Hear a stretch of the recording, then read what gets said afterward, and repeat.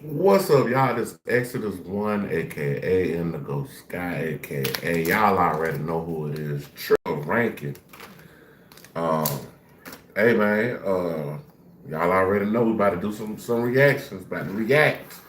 Like we nuclear in the bit.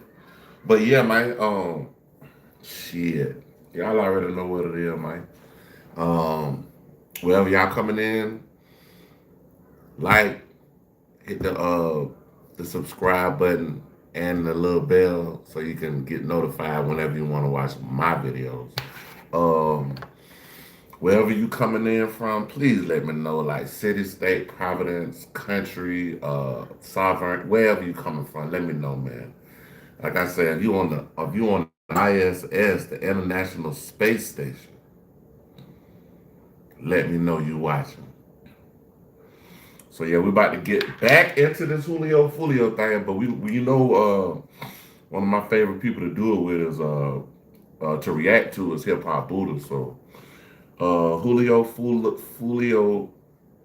killer Alicia Andrews made a big mistake. Let's see what kind of mistakes she's making in this trial. We back. Julio Fulio killer. Alicia, make sure my makeup look good. Andrew made a big mistake. She was on her phone talking to one of her bot friends. They done text about who and who, what gang, who killed who did what to who was what, the Woo Wims and the Woo Wops and the 1200s and the ATKs and the 6 blocks and everything. But the most important thing that was said, we'll let y'all hear it, and we gonna talk about it. But she messed up real bad. Big mistake. Damn. So sad. She young too. The sixth side, it was Vivi, and we'll know that, but Vivi died like 3 weeks later, so that was crazy. Do you know the Robert who she's referring to? Yes. Who's that? Robert Howard. And is he affiliated with 6 Block? Yes. And when they say six side, is 6 Block, is that again a reference to an area in Jacksonville? Yes. And 6 Block Come is on now, dog. 100 or a rival. Come on, man. Okay, is that correct? My house is the 6. I'm from the 6. That is correct. And then what was your response to that? So imagine the lady is reading Alicia and her friend text messages. They told everything in the text message. Lord have mercy. G and LM, AO, everybody kind of knew. B, they all knew. They all in his comments calling him a rat. Okay, and then what does your then text ATPP? What does that mean? It means at this point, And if then you know you're in paperwork, just expose yourself.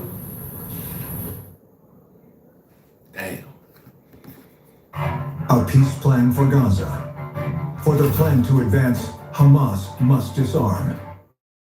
That ain't on. And then the defendant then texts back to you, and this is January 21st of 2021, 8:39 a.m. Girl, I don't like Fulio, LMFAOOO, ugly ass. He need to die. And SHIT, that was Will Friend, and then FUCK, that. Come on now, dog. Alicia. Come on, man. Fucked up on that one. They caught your ass in the text message. Shit, you know you done fucked up, right? No, you done fucked up. Right? You know you done, right? No, you done fucked up, right? No, you done fucked up, right? Like that. Because everything her lawyer said about her not being in the game, participating in the game, not being with the game, not knowing nothing about the game is all false. And she with the gang. all in a text. Hey, all these niggas hollering gang, you gonna tell on the whole gang, nigga.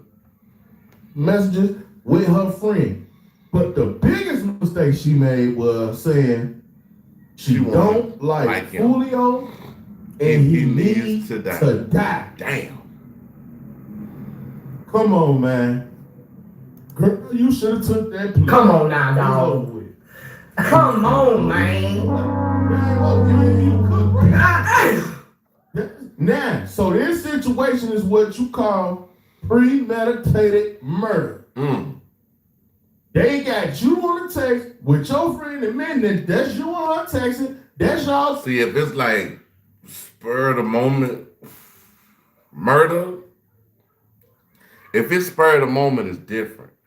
But being that it's looked at now as being premeditated, the charges is gonna be way harsher on her. It's gonna be way. Whenever anything is premeditated, that means you spend time to think about that shit. So when you get in there, bro, they gonna be looking at you like, and your friend just told them people and confirmed with what that lady read that you said Julio Fulio needs to die.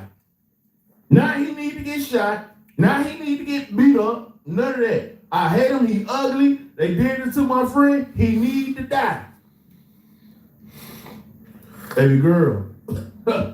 Baby girl. Get a long look at it. All y'all dudes in the comments there, we want at least, even though she done been with ATK, she done been with 6 Block, y'all still want it. Get a long look at it. Because she going away for a long time. I'm trying to tell you that it's over with.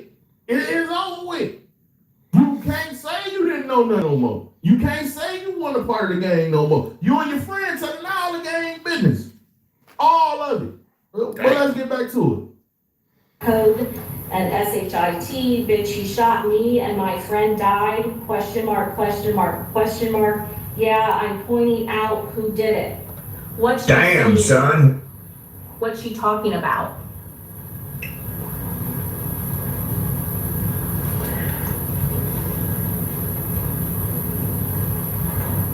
Well, she's referring to somebody that had just died that we know.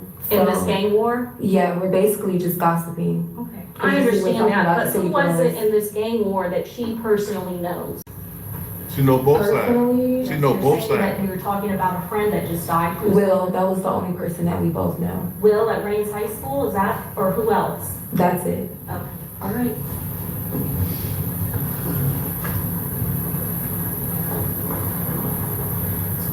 And then she says, oh, City Girls made a remix to Throat Baby Girl. This sounds so dumb. LMA. I told y'all ain't putting up past Miss Trenchball. Miss Trenchball ain't playing with y'all. Or y'all see her, she That nigga acting say them the church Girl, you fried. You is on her text message saying, It's I want Julio over. Fulio to Vince die. Sanity is Oh, over. Lord. Vince Oh, Lord. Carter, nigga, is over. What does dog. that mean? We're gossiping. Like, we're still just talking. And then what did you say? What are you emphasizing what she just said? Yes. How do you emphasize that when you're text messaging back and forth? Hold a message down and then you pick a reaction. And then what did you say in response?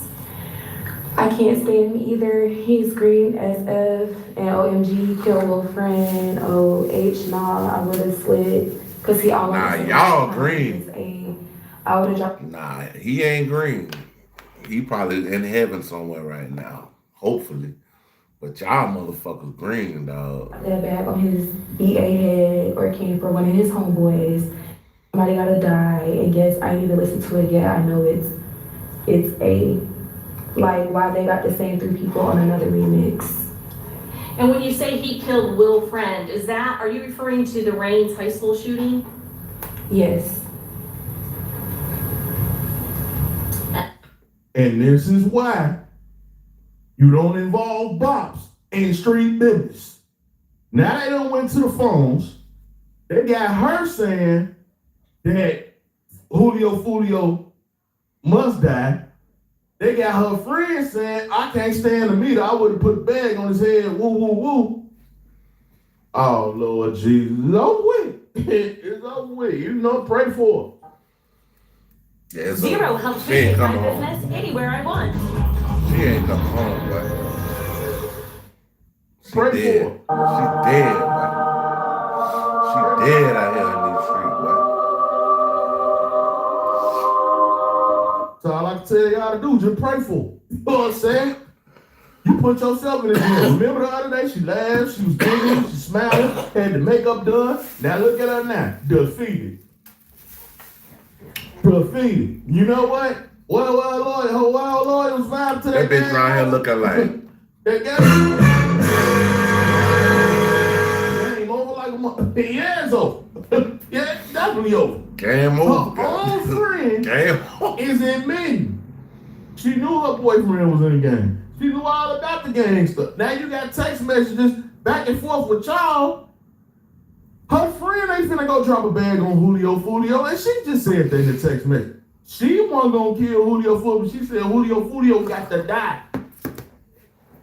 Oh, Alicia, you fried. I know, baby. I know. Hey, you win some, you lose some. But this is why. You told that thing on the first day. This is what I don't understand about Alicia though. You told everything on the first day. So since you told everything on the first day, you might as well just flip. All you had to do was repeat what you already said and told. Who the hell told you it was a smart idea for you to go to trial when you already told everything on the first day? All you had to do was flip and repeat it. But you, I'm going to trial. Okay, cool. You just said you wanted Julio Fulio dead. Right. Love with. Love with. I mean, hey, it is what it is. Bob gonna do what a Bob gonna do. But it's even worse when you got two. Bad you know luck, what I'm saying? Her friend wasn't finna go down for her. Her friend told the people, look, I'm gonna tell y'all whatever y'all wanna know. Yeah, we talking about killing Julio Fulio. Yeah, we went on that side. Woo, woo, woo.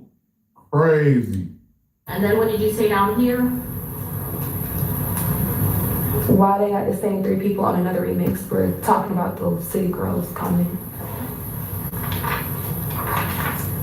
And then she texts back, exactly, and yeah, don't call. I bet he's still on there, but out of all you people, you give him your LMFAOOOTF. What does TF mean? And then nah, FR. For real. She wanted that to happen anyways, always used to joke around saying she was manifested. What does that mean? That was a whole different conversation, appears to be. What did you then text in response? Exactly, it would have been better if 3 had it because I fucked with him and laughed my ass off. She did, he did too, they dumb. I ain't thinking about kids till I'm like 22 plus. So that has to be like just a sidebar conversation. Okay, let's go back to this when she texted you. Because I think Fulio talking about Therese and his friends, LMAOOOO, I do not like him. What's she talking about in this particular sentence? Fulio was talking about Therese on social media. On social media? Mm-hmm. Okay. And then she says, I'm trying to put 2 and 2 together. And then she says to you, that is Fulio, though he recruit a bunch of dumbass NIGGAS who's willing to die. Is that what you said in response to her? Yes. And what do you mean by he's recruiting a bunch of people? Well, it was something that really was city known and everybody was saying, like, I'm not the only person that said that. A lot of people in this city have said that, like, he recruit a lot of people to die, meaning that he got a lot of people that will come behind him ready to risk their life behind him, and he's still out and alive and living his life. And he's a part of 6 Block, right? Correct. Wow. Look at that lawyer. Hello. And then she responds, Look at that lawyer. Hold on, man. No, don't turn your head down. Look at it. That's How you snitching on her like that? How you telling on your homie like this? What I'm gonna say now? What we gonna do now? They whole defense is she don't know nothing about none of the gang stuff. She ain't got nothing to do with the gang stuff. See, none of that. Well, let's talk about when she said she wanted Julio Fulio to die.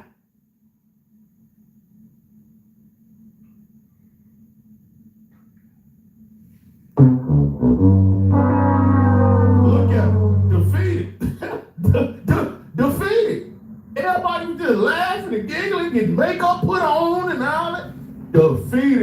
over with.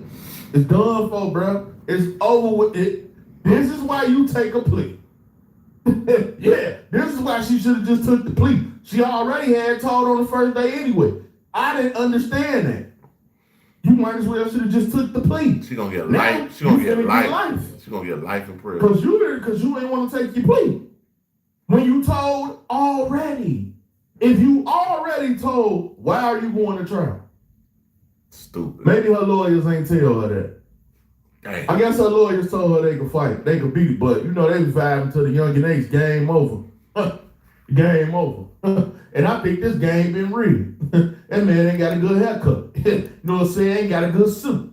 Couldn't represent me like that. But they lied to her. Because whoever told her it was a good idea to go to trial after you done already snitched, and then you didn't think that they was gonna have this conversation with you and your friend when you talking about Julio died? Oh girl, you fried, baby. You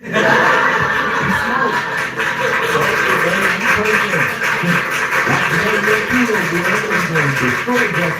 I'm gonna lock that baby up. I'm trying to tell you. Lock that baby up. Baby up. And then she responds back, right? And he's starting to realize, but first time I saw him, that clicked on him. When Julio called, we all in the garage, he talking about NIGGA, always want me to ride with him, he'll be down here, so I can be the one die, not him. I ain't no bodyguard, I was dying. What's she saying when she says that? I believe she's referencing to what Therese told her about him and how he felt about Julio. Okay, so she's not saying that she's ever met Julio when she says, when we called, Julio called me all in the garage, he talking about NIGGE, always want me to ride with him. Who's she referring to when she says he always wants me to ride with him? Well, she was dating Therese at the time, so I'm pretty sure that phone call happened while she was with Therese, and she overheard the conversation. And how does Therese know Julio? They used to be in the same group, and then they split up. 6 block. Well, it's a lot in 6 blocks, so I guess you can say that, yeah, he was 6 blocks side. And did you have any concerns about Therese riding around with Julio? That would be something between her and Therese. Isn't that just what she's telling you here? Overruled. Overruled. Our lawyer needs to just. He's I don't know, like Hip Hop Buddha said, I don't know, a lawyer didn't tell her that since you said all this shit, you might well just take the plea deal. I don't know if he told her or not, but she thinks she goddamn Young Thug or goddamn YFL Lucci. She thinks she gonna take that shit to court and beat it, my nigga.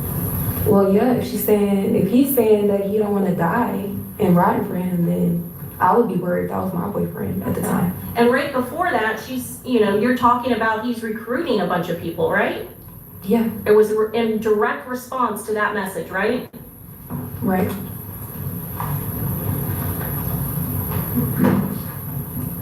And then what was your response to her? LMFAOO, crying, cause no, for real, like, B, do your own drill. Don't nobody want to die behind your squid face. A, at least he know shit. Okay, and who are you referring to now? We're still talking about Therese. All right, this time we pass the witness. Okay, cross. Yeah, we don't even need to hit a cross. We don't need to hit a cross. Y'all seen how they look. A lawyer know when it's over. They're looking like, take me to the king. That'd be right. Take me to the king face ass. When it's over with, it's over with. That's what you call a premeditated murder right there. They gonna take She her said it ass. out of her own mouth. They gonna take her ass to the cell, nigga. Bitch, you going to jail. Julio gotta go, he gotta die. In the comment section, let me know what y'all think, man. Hey man, I check out Hip Hop Buddha channel. Got a great channel. Good content. Now we going to the sauce. I don't know. We did this one last night, but if so, we're gonna do it again. Hey yo, thanks for tuning in to The Source, your source for celebrity news. If you respect and you rock with the channel, do me a favor and hit that like button. And if you're not subscribed to the channel, why don't you go ahead and do that too, as we get into this news. Check this out. The other day, Candy Burris, formerly of The Real Housewives, was doing an interview on her podcast with one of Soulja Boy's former cameramen. The cameraman worked with Soulja Boy back in 2007. we looked at this. He shared a story in which he said that one time he was working with Soulja Boy and he hadn't eaten for like did 3 that weeks. last night, hold on. So later that day, Soulja Boy ordered like $1,000 worth of food. And he was like, yo, Soulja, can I have some chicken tenders? And Soulja Boy was like, yeah, you can have some chicken tenders. And then, before he could get one of the chicken tenders, Soulja Boy turned around and spit on all of the food. Because at this particular time in Las That's Vegas, just wild work. Though. I do remember some kids going missing. Quite a few. I need to be concerned. People only believe what they... Hey yo, thanks for tuning into The Source, your source for celebrity news. If you have not liked or subscribed to the channel, why don't you go ahead and do that now as I drop this celebrity news. Alright, so as you already know, over the last few years, we've covered a whole lot of trials. We've covered the Sean P. Diddy Combs trial. you're sending someone ahead to prepare the hotel room for you. It's called preparing the sexy. Preparing the sexy. Yeah. What's preparing the sexy? I definitely take pride in being the originator of the preparation of the sexy. We've covered the Young Thug trial. Why did you show your shoulder? Because they my shoulders. We've covered the ASAP Rocky trial. Please, the jury in the above entitled act find the defendant, Raheem Mayers, not guilty.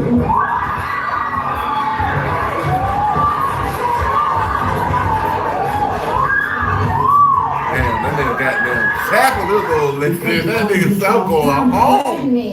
And this girl I'm going home to some billionaire pussy.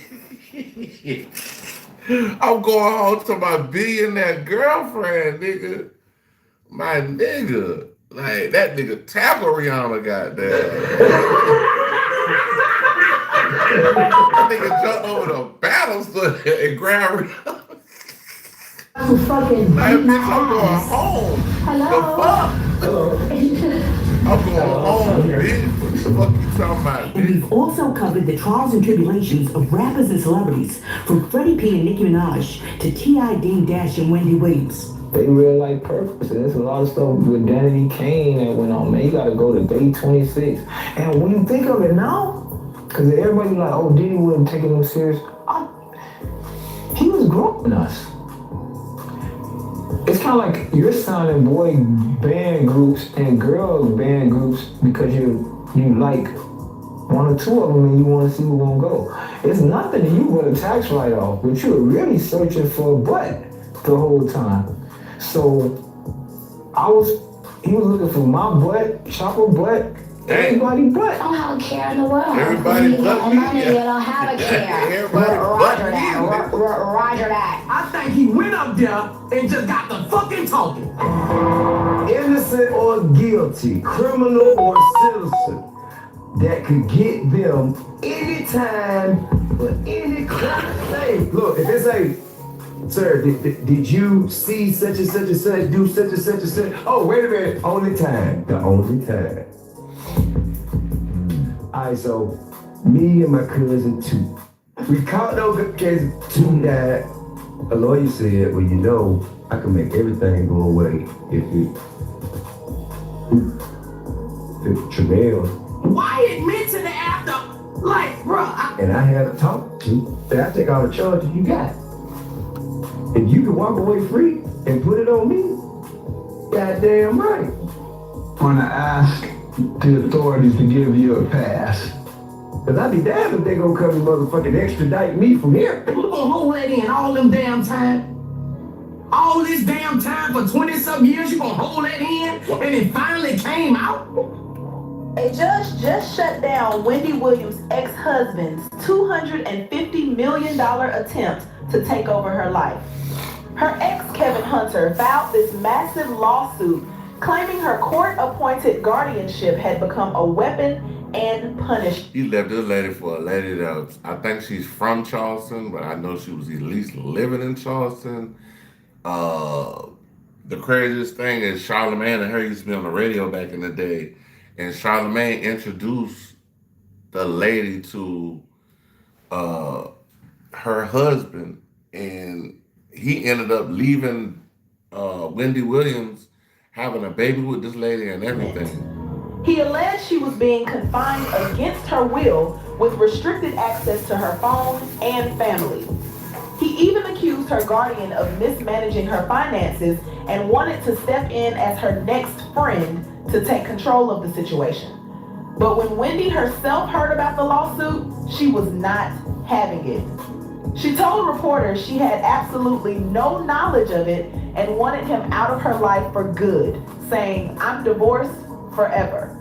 She didn't stop there, calling him a money grubber and claiming he was doing evil things again. So the judge has now officially denied Kevin's motion to move forward with the suit. I saw Snoop Dogg on your show, and he said, "What's my motherfucking name?" And you sang the girl part. You said, "Pause." Snoop Doggy Dogg. No one changed you around. Fucking bread. What's my motherfucking name? Snoop Doggy Dogg. If no one changed you around for that, then that's my wrong shit. And if you get mad at the jokes, that's not fair, bro. And even though we didn't cover the story about Pooh Shiesty getting out of jail, because I just don't find it to be that important, my man Celeb Source on the other channel did. So we're all good. See, you know what Pooh Shiesty, niggas didn't bring their skis out with the dust on them.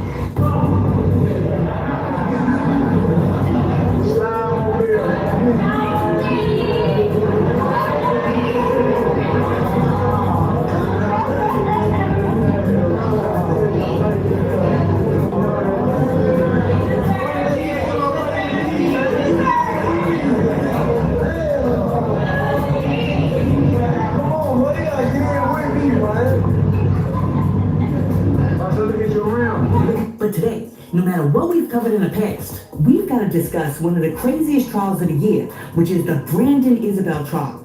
The young man who murked his baby mama and then tossed his 2-day-old baby into the Mississippi River in 2022. Man killed the baby mama, then threw the baby in the river. But you cold fucking blooded, bro. You cold-blooded. You're a cold-blooded animal to do something like that, bro. To your own child and your child mama.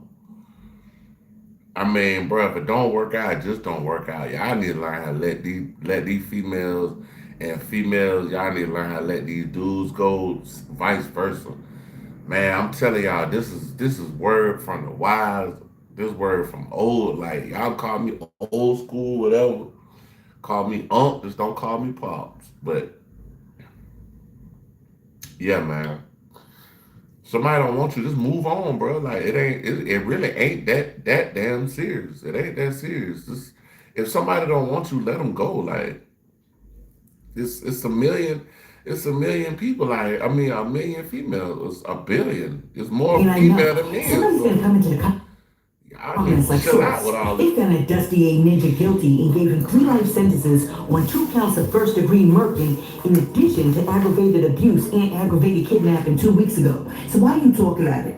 I'm talking about it because there's a couple of things that we really need to discuss. He got 3 life sentences, and I bet you 9 times out of 10 they ain't running concurrent. So let's just say life.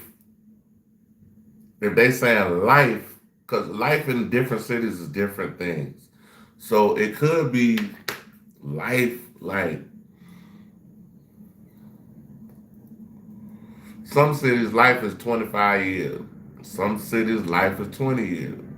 Some cities, if they give you natural life, that means you're never getting out of jail. You're going to die in that mug. He got 3 life sentences.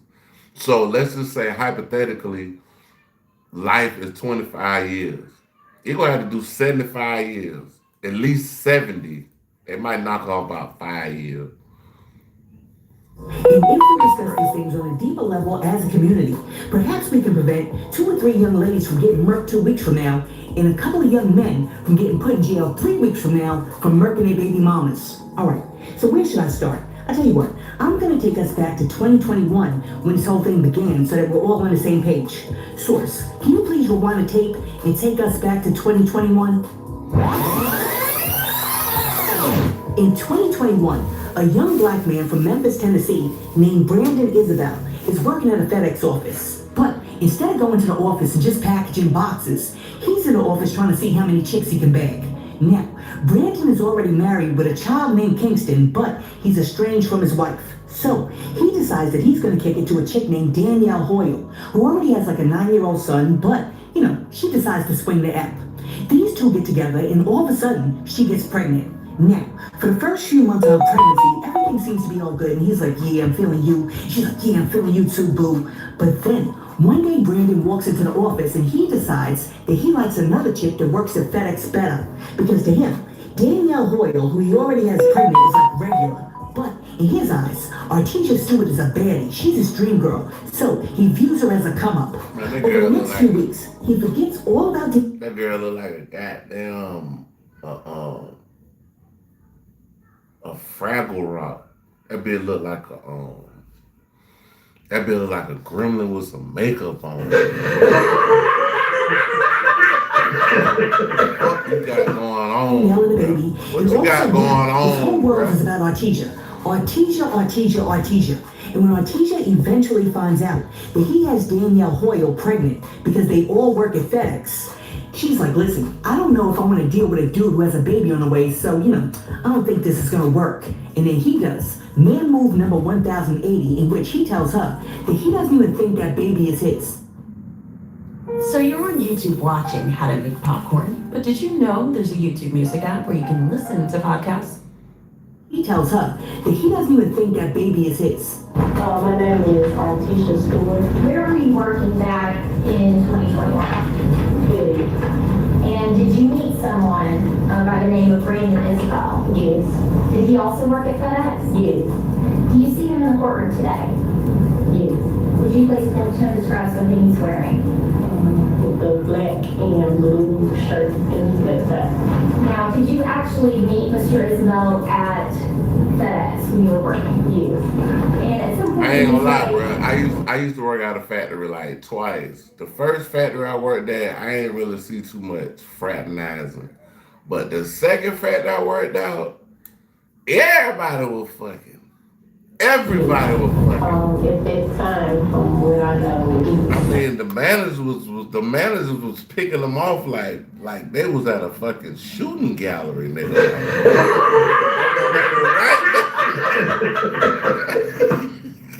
They was hitting them down. I would have been like, boy, let me just get my check and leave these nasty little girls alone in here, cause ain't nothing in there I really want it like that. Maybe some of the older women, but that was about it. I wanted the older. Back in January of 2022, were you still dating Mr. Isabel? We were on and off. Now, did you know someone by the name of Danielle Hoyle? Yes. How did you know Danielle? Through friends. Did Danielle also work with you guys at FedEx? Yes. Did you become aware that the defendant and Danielle had a sexual relationship at some point? Yes. Now, while you and the defendant were dating, hey, bro, was getting them though. He was getting them, but confrontations. Yes. When you say confrontations, he was getting the female, but bro, you throwing your life away with this shit, bro. Like you got some other shit going on. Your shit is subpar at best, bro. Okay, yeah, you having sex with her, you got a baby with her, but I mean, what can you do to make it to where, you on some player shit? Okay, I got you pregnant. Bam, I'm talking to her right now. I still be here for my baby. We can still be friends, but bam, I'm moving on. I like her. The baby ain't here yet, but this man killed this baby when the baby was 2 days old. Like, bro, what? I mean, like, oh, come on, bro.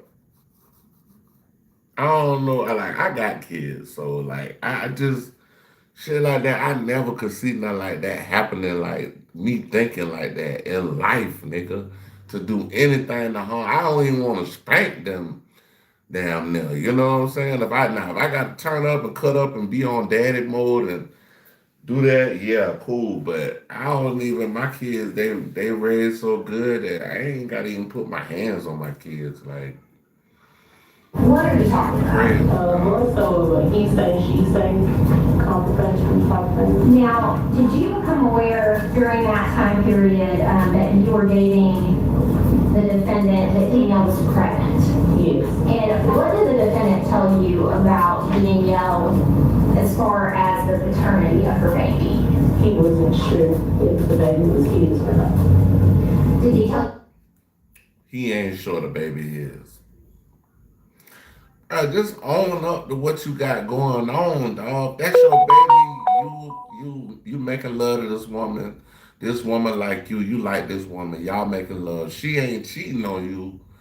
That's your baby, big dog. That's your baby. But you start talking all this other shit like because you met another female, big dog. Like I don't get it, bro. Like y'all gotta help me make this shit make sense, but I don't think nobody watching me can help me make this make sense because I don't even think nobody watching me has these type of thoughts even entering their mind at this point. There was a possibility in a sense. Yeah. Anyhow, now that Artesia found out that her and Danielle were sharing the same man for a period of time, and now there's a baby on the way, her and Danielle start beefing at work. You know how that goes. It started getting catty. Let me tell you something right now. Let me tell you something right now. Let me tell you something right now. At the end of the day, I will fuck you up. And I'm trying to be the bigger person, even though you clearly are the bigger person. Even though you clearly are the bigger person. And all of a sudden now, that Brandon realizes that the baby would be a hurdle and an impediment to his relationship with Artesia. He texts Danielle and is like, yo, you gonna have to delete that. But she's like, boo, we're like 5 months in. It's not gonna happen. Says, I can't be a father to the kid right now, Danielle, and I don't want to put you through. So, bro, because you want to be a deadbeat, you unalive your baby mama and your child. You want her to get like, bro, if you knew you was on this type of time in the beginning, soon as she told you she got pregnant, you should have been like, I got the money, we gonna go get abortion.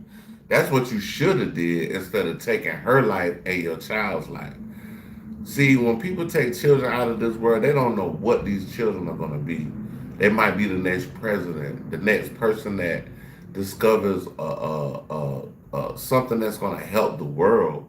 They might solve all the problems in the world, but you unalive these children and don't give them a chance to grow and learn and be a part of society. That's why I feel like, you should watch who you lay down with, watch who you have kids with, things of that nature, because a lot of people that lay down with you don't mean you no good in the end.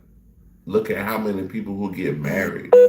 Some people get married, they don't even have kids, and they get divorced because it's some kind of problem in the marriage. That I have to be a father to my first child. I haven't been doing that. I don't want you to go through what you're going through with not being around twice. You deserve better than what I've been doing to you. If you love me like you say you do, then let's end this mistake, Danielle. Let's talk to these doctors tomorrow and let's both hear them and have them understand where we're coming from. I gotta sit and yeah. We have the next one here. On that. Listen, I'm paying $14.99 a month for a streaming app and $9.99 a month for a music app, and on that. I think something I gotta sit. Yeah, I'm looking for it now.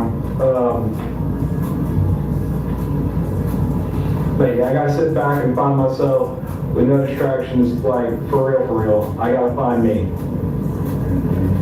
I think he's good at the third one. I think it has. Yeah, he said on the text message he gotta find him. You know, found his ass in jail.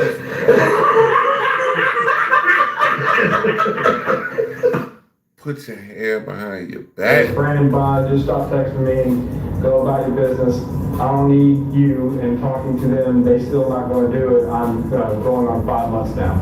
So during this time, while he's trying to get Danielle to abort the flight, saying that he needs to focus on himself and he can only focus on his one son and he can't focus on 2 kids, he's over there trying to build a family with Artesia. I really want to say this to your fucking face. No emoji needed this time. Look, I fucking love you, Artesia Lachey Isabel. I love you and only you. You mean the world to me, baby. I want to say this to your face. No tears needed because I want you to understand. These niggas be tender dick. Old tender dick ass nigga. These niggas be, like, these niggas kill me, bro. Like, y'all niggas. These niggas fall in love with the first thing they see, my nigga. Like, I don't know if I'm saying this because I'm from a place where it's like, bro, they got baddies all over the place. I don't know. Everywhere I pretty much lived had fine ass women.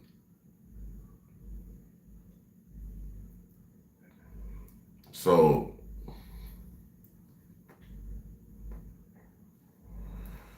yeah, everywhere I lived, I had fine ass women. So I'm not, I'm not in a situation where I'm just, I'm not thirsty, bro. Like, I'm not, you know what I'm saying? My thirst is quenched. I drink Fiji water. I'm not dehydrated and I'm not thirsty. So at the end of the day, like, it is what it is. Like, hey, if it don't work out, it just don't work out. Just keep it pushing. Like, I'm not one of them type of people. Like, see, some people, they want to make it like, oh, you're going to hurt somebody and all that. Man, bro, ain't nobody doing all that. Hurt you for what? I find a badder bitch than you and hurt you like that. The fuck?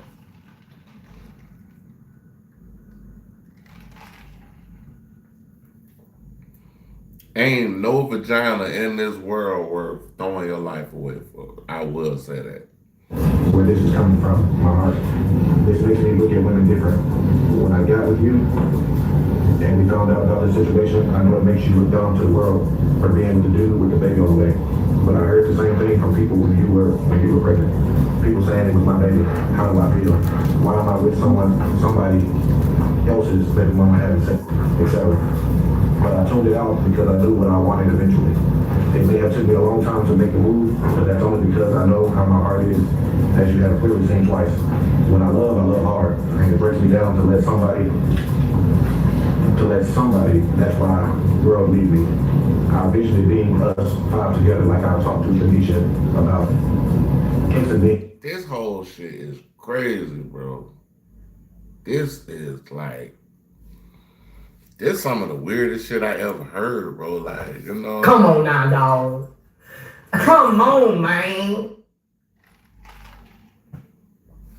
So he basically said he killed his baby mama and the 2-day-old baby because he had another child and he wanted to take care of that child. Yeah, okay. Let's see how that, come on. Come on now, dog. Come on, man. See how that work out for you, bro. Let's see how that work out for you. See if you be able to take care of your child from behind bars. The oldest and the brother to protect his 2 little sisters. Me and Kingston being the man of the house to protect our 3 queens. Me and Kingston will forever have y'all. I will continue to teach you to be a gentleman, hold doors for women, who walks on the west side of the sidewalk, etc. Us 5, nothing can defeat us.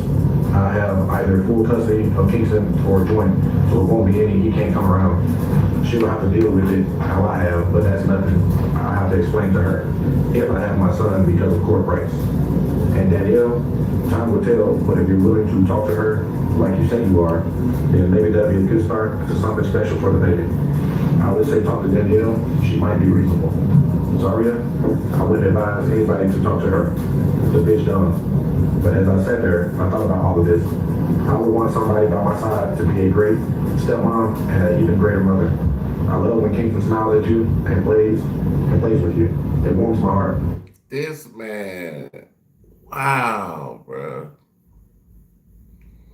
Like, this is crazy, bro. Like, what the fuck was this man thinking? What was he thinking? My dad even asked me that before. You like that, don't you? I said yes.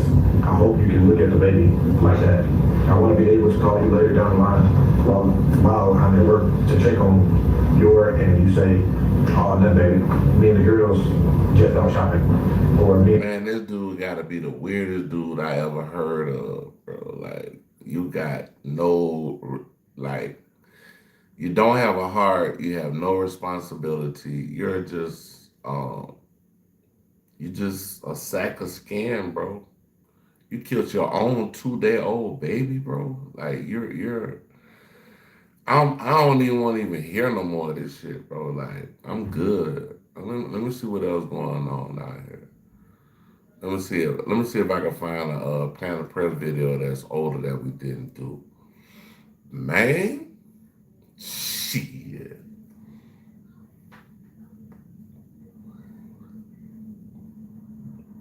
Let me see.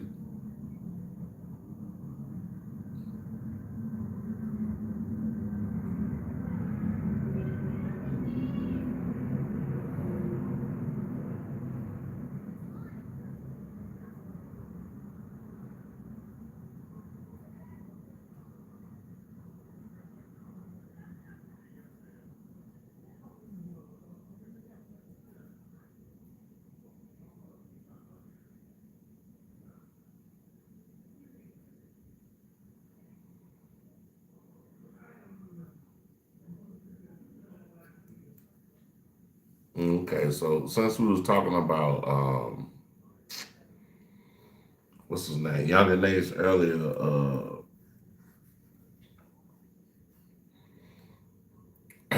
we'll do the Young Dolph joint. Since we was talking about unalivings or whatever.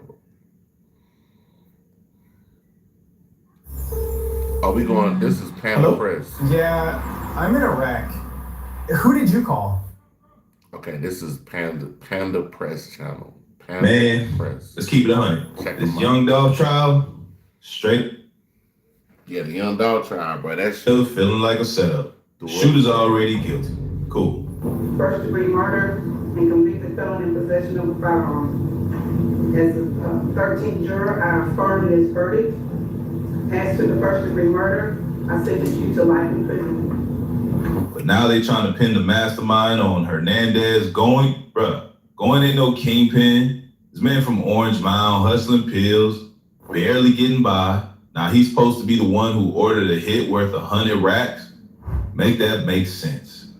And here's the wild part. In court, both the prosecution and the defense said CMG's name.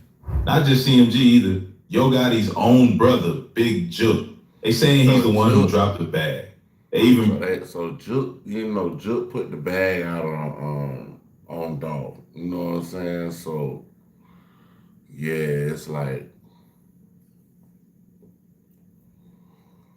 I feel like a lot of this comes from the hate that they couldn't control Young Dolph. It's almost like Charlie Kirk, but in our sense. Yo Gotti and Young Dolph was cool in the beginning. Then when Yo Gotti offered him the money to sign to a label, he said no. So I mean, at the end of the day, bro, if somebody say no to all this money, they're like, oh, okay, what you got going on, bro? Like, but Young Dolph was one of them people. He already had the plan, like, to take over Memphis and be, you know what I'm saying, bigger than music. He was like the down south, well, he really from Chicago.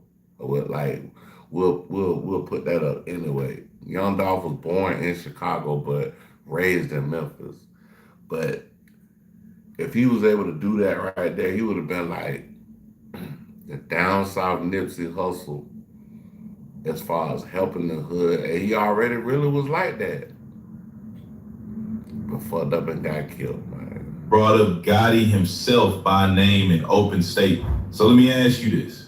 If everybody know this beef between Dolph and CMG been bubbling for years, if everybody know about the shots, the songs, the history, why going sitting on trial while Gotti and Jook walking free? That's the game they playing, bro. And trust me, by the end of this, you gonna see why the streets calling this whole trial shaky. Because if going go down for this, he ain't going down alone. See, to really get what's going on here, you gotta rewind. Dolph, government name Adolph Thornton Jr., he wasn't just some rapper in Memphis, bruh. He built his own thing, paper route empire, straight independent, money in his pocket, artists on the rise. He ain't need nobody holding his hand. Now on the other side, CMG, Cocaine Music Group, Yo Gotti's label, running Memphis heavy. And here's where it got messy. They wanted Dolph on their team, but Dolph, he wasn't having it. He was self-made, and that rubbed him the wrong way. Because when you don't bow down, when you create your own empire, that's when the hate comes. That's just like Charlie Kirk, bro. It's the same exact thing, bro. It's like when you tell people, no, I don't want that money that you're trying to give me, they get upset. And it turns into something uglier than what it, you know what I'm saying? What it really don't seem like it really is. Like, CMG, you gotta remember, Young Dolph is dead. Charlie Kirk is dead. They both turned down the money in both instances. Like that Dolph was playing boss instead of soldier. And once Dolph said, nah, he ain't signing under them, it turned from business to beef. This wasn't just music anymore. It was street politics mixed with ego, money, and power. And that's the soil this whole murder case grew out of. Dolph versus CMG, independence versus control. And now the courtrooms where it's all being dragged out. Thornton made his own way in the music industry. And he created a label called PRE, Paper Route Empire. Hawkins will tell us about it. He'll tell us that Adolph Thornton made his way in the music industry and created opportunities for other artists. The dude they sent up there though, one of the dudes they sent to go hit Young Dolph, this man was a crash out from the beginning, so it's like when it came to Govan's case, his testimony was kind of like basically like what? Like, you know what I'm saying? Like, bro, it's like you trying to tell so you can get out of any kind of trouble that you in. So that's what that looked like. But when you create opportunities for others, some people don't see no like that. So Hawkins will tell us about another way, CMG, also known as Cocaine Music Group. He'll tell us about the history and the tension between these two labels. He'll tell us that CMG wanted Thornton as their own, but when he decided to pave his own way, when he decided to be self-made, he became CMG's enemy. Hawkins is going to set the stage for how this story truly began. And after Hawkins, you'll hear from Cornelia Smith. And this is when it all will click. Smith is a co-defendant. He'll tell you that he met Govan in 2021. They met through Smith's friend, Bobby Carter. And she kind of like, she just looked, she the prosecutor, and she just looked, I don't know. She looked disheveled. And Smith has a couple of nicknames for Govan. He calls him Big Bro, or Quet, Go Band started out by selling drugs to Smith, pills more specifically. But that's not the only thing that Go Band did. Go Band chose Smith. And Go Band chose him to do a job. Go Band also chose Justin Johnson, another co-defendant, to do that same job. A job. That's crazy because like now Govan like really laying a little low. Like now I ain't seen no videos or nothing about Govan, none of that kind of stuff. So he kind of laying low right now. But when he first came out, boy, he was on an award tour. That boy went from Cali to all these other places doing interviews and That ended in the life and death of Adolph Thornton Jr. He chose two desperate people. Smith, needing money, needing to support his family. Justin Johnson, an aspiring and up-and-coming rap artist that wanted to be on CMG's label, the very label that Go Band had access to and was affiliated with. Smith also talked about a meeting at Go Band's house. The people present at that meeting were Smith, Go Band, Justin Johnson, and Anthony Mims, also known as Big Jook. Now, Jook is the number 2 person at the CMG label. Mick will tell you that Go Band said that there was a bounty on Adolph Thornton's life. In fact, there were multiple bounties on PRE artists. So here's where it get real. so it's like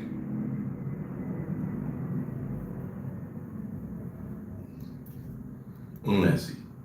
Cornelia Smith, the co-defendant, he steps in and starts talking. Says he first met Hernandez going back in 2021. Yeah, that's corn. They call it cornbread. Cornelius Smith. That's cornbread. Homie Bobby Carter. That's the one that I was talking about. That was like with the man like a pill head. At first it was small stuff, going slanging them pills, but then it turned into something way darker. Smith said Going lined him up for a job, and not just him. Justin Johnson too, another dude chasing a rap career, trying to get in with CMG. These two cats, broke, hungry, desperate, perfect pawns. Then Smith describes this one meeting at Going's crib. Him, Going, Justin Johnson, and guess who else? Big Juke. Yeah, Yo Gotti's brother. And that's when the bomb dropped. According to Smith, Juke made it crystal clear there's money on Dolph's head. Not just Dolph either. Anybody repping Paper Route Empire. But Dolph, he was the main target. 100K on his life. And here's the thing. Smith said Going didn't talk much at that meeting. He was more like the dude that followed up later, keeping tabs, checking in. Yo, Dolph in town. Or PRE's moving around. Basically playing the middleman while Juke laid the blueprint. So if Smith ain't capping, that means the bag came straight from CMG. But ask yourself, why would two broke dudes get chosen to pull off something this big? And why Going, a dude hustling pills, be the one connecting everybody? That's the type of setup where somebody at the top never got to get their hands dirty. I need you to take your phones out and then walk. Damn. So it's like the way they even set it up, they couldn't even be implicated because of the way this shit. And that's why, maybe that's why Govan got off, to be honest with you. That might be the main reason why Govan got off, dog. Because it's like, shit, I mean, they ain't able to put 2 and 2 together, so it's like, they stopped that what they call it? They stopped that what your boy name is, Juke. Like Juke was at the top of it. But it stopped there. It didn't go to Yo Gotti. you through how much everybody's worth. You already knew all that. You want me to be honest with you? I can be honest with you. Because they were saying that Mr. Govan was like phone and stuff like that, and they were saying he was police, so that's why all the phones gotta go outside, we talk about it. So let me back this up. You were told at the meeting that Mr. Govan could be police. Nah, Bobby been told me that. Bobby told you. And then the streets talk, So he said Govan is the police. Maybe is that why? Maybe they might have had a fake trial. Maybe. Because if Govan the police and they don't want him to be what they call it, marked as an informant, they might have went through a whole fake trial, but this man already was working with the police. That could have happened. I ain't even thought about that. He had got him parking, he had got him secret jail, setting him up, stuff like that. So let's maybe go back to scratch. Hold on, we gotta go back. We gotta listen to that. You were told at the meeting that Mr. Govan could be police. Nah, Bobby been told me that. Bobby told you. And then the streets talk, people in the neighborhoods were saying that, he had got him parking, he had got him secret jail, setting him up, stuff like that. So let's maybe go back to scratch. You just met this guy for a small period of time over the summer. Bobby's already told you he's a snitch, maybe works for the feds. If you can't see me, then brother, over there like that, if he ain't doing nothing wrong, he ain't getting no police stuff, he ain't police me, so I would just take the streets, say anybody, you know what I'm saying? They're probably saying about me right now. Your friend Bobby Carter told you that. Your friend. An associate. Okay. I don't have friends, I have associates. Your associate told you this man that you just met is a federal snitch, you can't trust him, right? Yo, but people say everybody ain't bad, man, you know what I'm saying? So, no, you ain't getting no police stuff with me, like, I ain't got no bad to say that, you know what I'm saying? You're cool, so those streets talk like that all the time, associates, or whatever. Cause he probably come have me and he ain't like that, so he come with the noise police, you know what I'm saying? So I don't listen to what he say. Alright, so let me get that. It's just like proving guilty into proving, you know what I mean? So here's how the courtroom planned it out.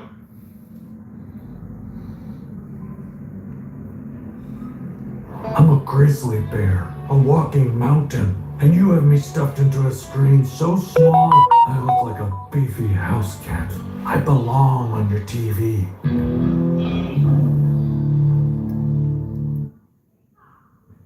The prosecution, they point the finger heavy at CMG. But hold on, y'all. They say Big Jook, Yo Gotti's big brother, was the one who cut the check, and Hernandez Goin was just a plug connecting the shooters to the money.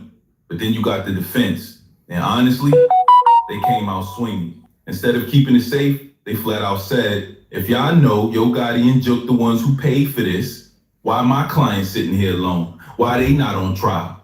Bruh, that's wild. Normally, a defense lawyer tries to keep the spotlight away from big names, but Goins' lawyer, nah, he dragged CMG into the mud, basically telling the jury, yo, my client's broke. He a small fish. He hustling ecstasy pills in Orange Mound. He couldn't even scrape together 10 racks, let alone 100. Y'all really think he bankrolled a hit on Young Dolph? Come on. And I can't lie, as much as it sound grimy, that defense strategy low-key got legs. That low-key got legs. Yes, it definitely got legs. That shit walking. Fuck legs. It's walking. Making it look like the cops wanted the easy win, so they charged the guy who ain't got the money or power to fight back. Meanwhile, the real bag holders, untouched. Now here's the part that made this whole thing even shakier. Word on the streets was Hernandez Goin was police. Yeah, they was calling him a snitch, an informant, saying he the type to line folks up. Cornelia Smith even admitted his own boy, Bobby Carter, told him straight up, yo, that dude, you can't trust him. He fed working with the feds.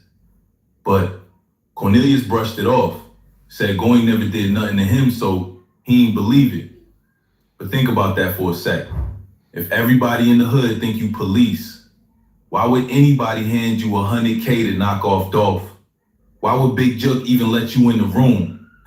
Bruh, it don't add up. And the defense grabbed that quick.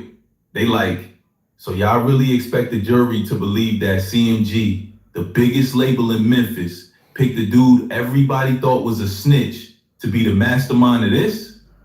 That alone start poking holes all through the state's case. Yeah. But here's the flip side. In Memphis, rumors run wild. Folks will call you police off anything. Sometimes it's hate, sometimes it's real. So now it's this cloud hanging over Goin. Was he a middleman, or was he being used to take the fall? The cops on this case? Lazy as hell. Straight up. They never even questioned Joe Gotti. Never sat Big Joe down, not once. You're talking about two names that everybody in Memphis been whispering about since day one, and the detectives ain't even tried? Instead, they cooked up some clown show investigation they call Operation Cookie Monster. Yeah, that's what they named it. Like Dolph's death was a Sesame Street episode. Disrespectful as hell. Meanwhile, they acted like this was just one random hit. Nah, let's keep it real. Operation Cookie Monster. I never heard that before. What? Hold on. I gotta hear that one more time. Operation Cookie Monster. You're talking about two names that everybody in Memphis been whispering about since day one, and the detectives ain't even tried? Instead, they cooked up some clown show investigation they call Operation Cookie Monster. Yeah, that's what they named it. Like Dolph's death was a Sesame Street episode. Disrespectful as hell. Meanwhile, they acted like this was just one random hit. Nah, let's keep it real. Dolph already survived multiple attempts on his life. Twice in Charlotte, once in LA. Everybody knew there was a bag on his head. He even dropped the track 100 shots after somebody lit up his car. The beef with CMG wasn't no secret. It was an open war. But the cops ignored all that history. They saw an easy target in Goin, and instead of really digging into CMG, they just said, yeah, it must be him. Bruh, that ain't detective work. That's cutting corners. That's why folks saying the state case looking shaky. Here's where the timeline straight up falls apart. Cornelia Smith says the meeting with Goin and Big Jook, that went down months before Dolph got killed, like August or September 2021. Dolph was shot in November. That's a 3-month gap.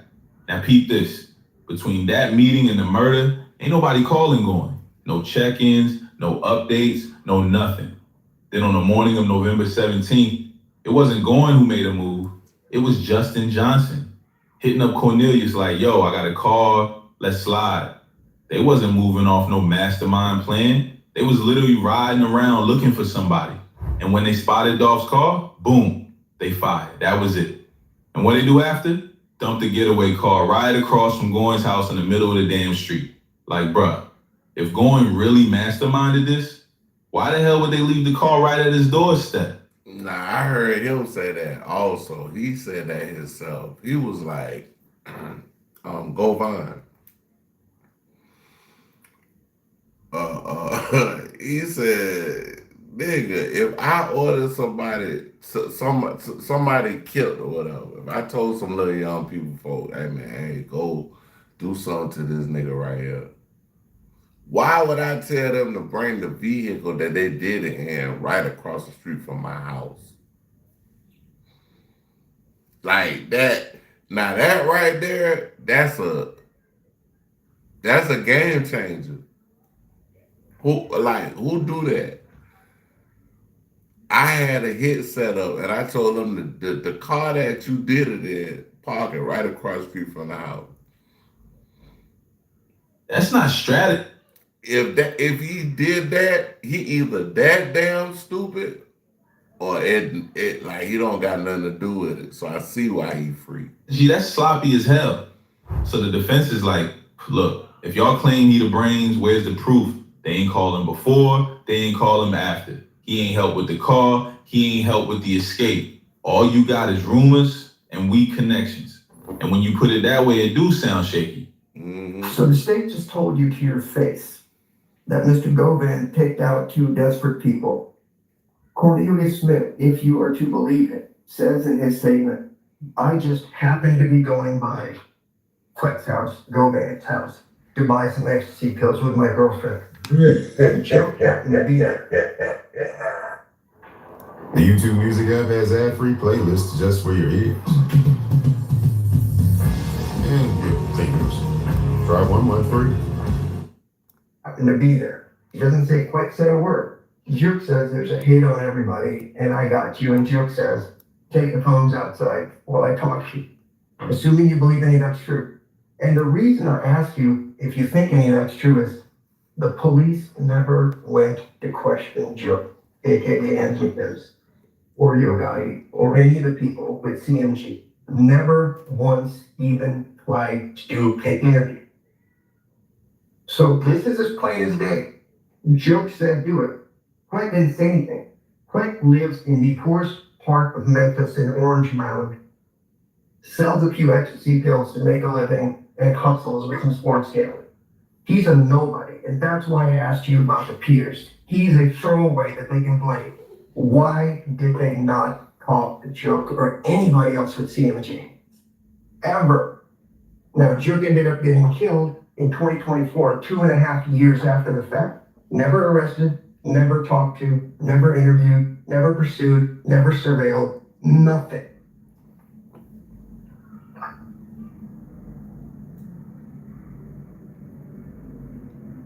The judge also told you when you assess credibility, you need to look at how well you remember this thing. Cornelius Smith cannot even tell you when he was propositioned to go kill somebody. That's what the shooting happened in November. That's what made like Cornelius cornbread. That's what they call the boy, cornbread. You know what I'm saying? Cornbread.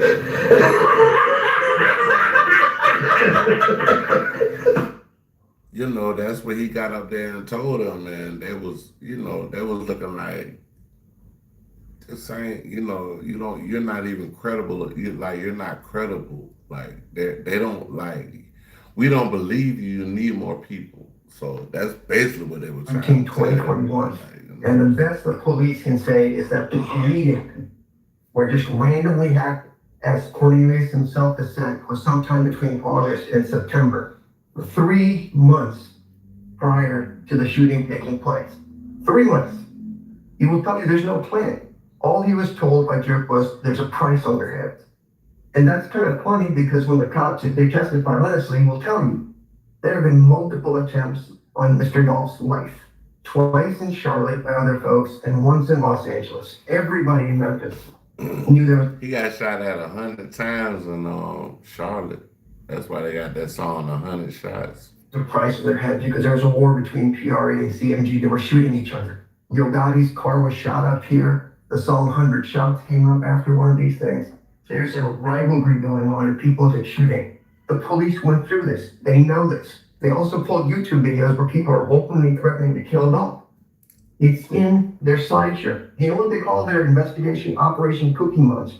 That's how truthful this whole thing is happening with these folks. Operation Cookie Monster. I'm sorry, my tongue is shaking because I'm so furious that we're here as far as the trial goes. Yeah, that's crazy, bro. Like, that's disrespectful, dog. That's like the people that might have had something to do with that shit. They might be connected to the laws the way that shit look. Bro, I never knew that shit was called Operation Cookie Monster. I ain't heard that shit So before. the other thing the government hasn't told you when you talk about first impressions is for weeks prior to the November 17, 2021 shooting, nobody called Cobain, talked to him, did anything via Justin Johnson or Cornelius Smith. What Cornelius will tell you, which the government didn't tell you, is that morning, it was Cornelius' daughter's birthday. But he gets a call from Justin Johnson that says, I got a car, let's go do something. They get in the car, they start driving around, just looking for somebody to kill. They just happened to see Young Dolph's car going by. And they opened fire. And they killed. And the interesting thing is, even though nobody communicated with Govan for weeks prior to this, they didn't talk to him that morning. He didn't help him get the car. He didn't help them. Come on now, He didn't tell them dog. what to do. He didn't tell them Come what to do. on, man. And it was a spontaneous issue between two young men back morning. They shot it, and you know why there's no plan? Because they just start calling random people after the shooting. They don't go there. They have to go someplace to get bandaged up as far as that goes. The people that help them never been charged as accessories to anything. They then get rid of whatever they need to get rid of. They left the car and across the street from Gomez's house in the middle of the street, in front of the street. And just because he's a nobody and doesn't have money like Gotti or Joe, his mother, who was never even questioned or charged, he's the pole guy of all this stuff. He didn't do anything. Even if you believe Cornelius, all he says is, I just happened to show up there, and he said, hey, we'll see. Joe took over and started doing all the talking. You think that man could pay somebody $100,000 and you would say, yeah, he's good for it. I don't need any validation. He's good for it. Now, this part gonna piss you off. Cornelius Smith said he was promised $100K for Dolph's head, a whole 100,000. You know how much he actually got? $800. This man got $800. This is so sad, bro. Like, this is sad, bro. Like, this is like what had the black community come to? Come on, dog. $800. 800. Yeah, 800. That's gas money, bro. So either the bag never existed or somebody way higher up pocketed it. Because let's be real, who puts their life on the line for 8 bills? That don't even cover the lawyer fees when you get caught. And going, supposedly he was the one who told Cornelius, yo, I'm gonna get your money. Even pulled up later like, thank God I've been getting shot at. I'm gonna go to probate tonight and grab that 100 racks for you. But Cornelius never saw a dime. Next day, boom, U.S. Marshals snatched him up. So now you got a murder for hire case where the actual killers barely got paid and the so-called mastermind too broke to front the bag, which begs the question, who really had the money? Because it damn sure wasn't going. Yes, ma'am. December the 8th, 2021. I was going to give me some pills, going one way, and he was coming up another way. And he looked through the window mirror, or his windshield, and blew the horn. And I pulled over, he pulled over, and he got out the car. He was like, thank God. He was telling me that he been getting shot at and stuff. And he asked me have I spoke to Mr. Justin Johnson, because they had ran in Justin Johnson's house the night before or whatever. He showed me some things on his phone. And he was asking me, did I have a number he could get in touch with me on? He told me I need to get rid of my phone. I need to get rid of that phone, is all he was saying. And he was like, he was gonna go to prepay that night and get my money. And he was gonna call me. He asked me for a number. And he was gonna call. Did he have call? Now the U.S. Marshals was on me next day. I was in jail. Well, he didn't have a chance. Nope. Yeah. So now peep how Goin playing it in court. His whole angle is, yo, I'm broke. I'm just a little hustler. I ain't no mastermind. I'm the fall guy. And his lawyer, he not even shy with it. He straight up pointing at CMG, throwing Yo Gotti and Big Jook's names in the dirt. That's not normal, bro. Usually defense trying to keep it clean, not stir up the hornets. That might how he got off, bro. Because when you fan the flames on a case like this, people start looking at the rabbit ears start going up. People start listening and they start looking toward like where it could have really came from. And then that's when you like, oh, okay, boom. We really own this now. We really own this one. You dig? So they look past Govan. That's probably why Goin's lawyer basically telling the jury, my client couldn't afford this. The bag came from the big dogs. They the ones with the money and the motive. And here's the thing. If Goin get found guilty, you think he gonna sit there and eat life by himself? Nah, I don't see it. He not built like that. The way this case lined up, if he go down, he gonna drag some names with him. It's looking like... That's crazy because this case right here is after. I mean, this was before the actual, I guess, verdict. I would hope so.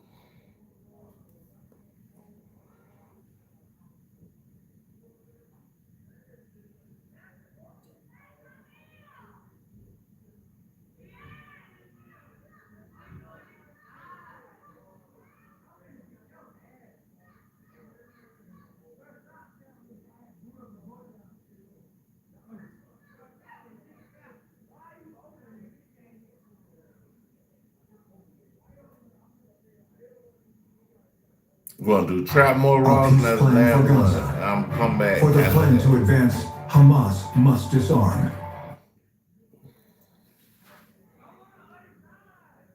Man, this Fulio trial is really heating up, okay? Trap By the way, more just raw. ignore my outfit, okay? It's Hood Day in Gryffindor, so I'm gonna head over to a party after this video. But look, I'm very, very just like gripped by everything that's going on in this Fulio trial, okay? Like, I'm gonna be doing some bigger, more comprehensive updates. I've got a few things going on at the moment, so I haven't been able to dig into absolutely everything yet. But in the next few days, over the next few weeks, as this trial continues, I'll be giving you all of the updates. But I wanted to just touch on a few really interesting things that have been going around on the Reddit today, because, man, there's just some really sad stuff going on, and it really sounds like Fulio really just didn't have a chance that day when those shooters came to take his life, man. So there's been new testimony in here, and shout out to Cuff Boys, man. He's been covering this too, doing a great job. Really excited to take the time to watch a couple of his videos, but everybody is saying that the Alicia Andrews is absolutely cooked, okay? After this breakdown from prosecutors as to exactly how Fulio lost his life, he really didn't have a chance, man. The way that they hunted him down was just so vicious. So let's have a look at a couple of clips from the courtroom, and then, I'll give you some more reaction of what people are feeling about this situation on Reddit.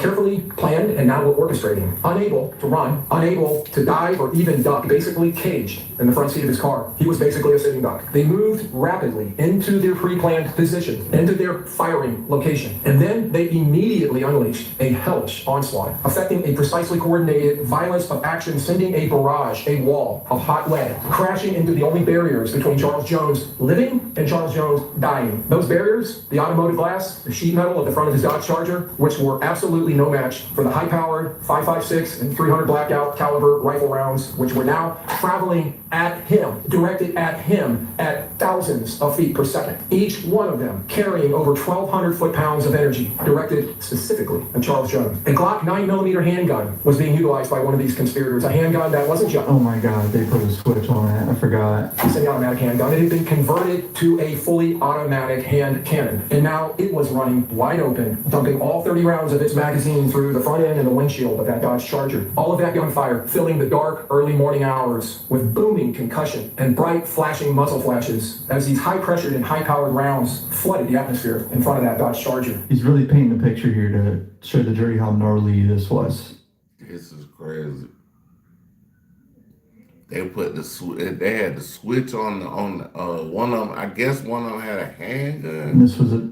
It's so messed up, man, and he really does paint a very convincing picture about how messed up it is, People are saying the way he's talking, it makes ATK 1200 sound over tough, but really, he's just going into detail, and there was even more. I think I did touch on this in a previous video, but I'll play this to you again just so you can hear just how messed up the incident was and just how vicious the attack was, man. It's so messed up. Was leaning up against the dashboard. You may have seen in that photo, on those videos, you'll see it during the trial. Look for it. His feet are up on the dashboard. He's leaning back, he's on his phone. The evidence will show trying to find a hotel, trying to find lodging for them. He barely has time to pull his feet down. The evidence will show he attempted to jump into the back seat, to go through and across the center console. Before he could do that, one of these rounds smashed into his chest. And that round tore through his heart, through his lungs, and through the largest vein in the body, the aorta, a gigantic artery that supplies blood up and down your body. Rest in peace, man. Damn. I didn't know it was like that. Wow. Damn. They shot him in his chest. And when he turned and kind of flipped over to try to crawl into the back seat, he took 2 more. So he really had no chance, man. And a lot of people on Reddit are kind of reiterating these statements. People are saying RIP to Fulio. The shots that Fulio took to the heart and to the lungs, bro didn't suffer at all, especially with it hitting the main artery. His heart would have stopped immediately. If he would have probably ducked down under the dash, he might have got out there alive, but I can't believe Omerta didn't get head tapped or even chest hit or anything. Dude had some angels wrapped around him. And, you know, people are saying, Omerta got down. You right. But it's just so sad. You right about Omerta. Omerta got down blessed, man. It's not a situation that he would have ever been able to get out of. You know, people are trying to give their take. A lot of people are downvoting them and saying Omerta should have U-turned, period. There's money on Fulio's head and nobody on point. Dudes are asleep. They should have been standing outside. The spotter car literally rode past them a couple of times. People say it's easy to say until you're in that situation. And it's true. Now, there's been a lot of talk about whether Fulio's homies ran off on him. Now, I don't know whether it's fair to say they straight left him and ran off. People are saying these boys straight left Fulio and ran to the 3rd floor of the hotel. Shake my head, long live Six. Buddy wasn't on point at all. No blicks and riding with teenagers. He should have had someone with him playing security or an assistant that books your hotels and Airbnbs. Now, look, I feel like it's a little bit unfair to say they ran off. Like, they were probably trying to run to safety. Like, as you just heard how messed up and vicious this attack was, you know, there really wasn't much chance that anybody, and, you know, everybody else is really lucky to be alive in this situation. But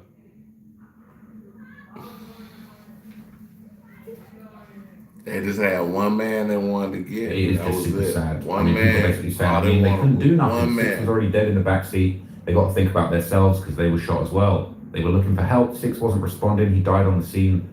Long live Fulio, man. It says, you wanted these people to dodge bullets like the Matrix, perform CPR on Fulio, jump out, and then start shooting? Like, damn, y'all ain't never did this before, but telling them what they should have did while getting shot. People are saying they're more sad at Six and moving sloppy. They're saying he was drunk. He said he doesn't even drink often. That's definitely what did it. It gave him a false sense of confidence. So yeah, man, it's just so sad. It's just so sad.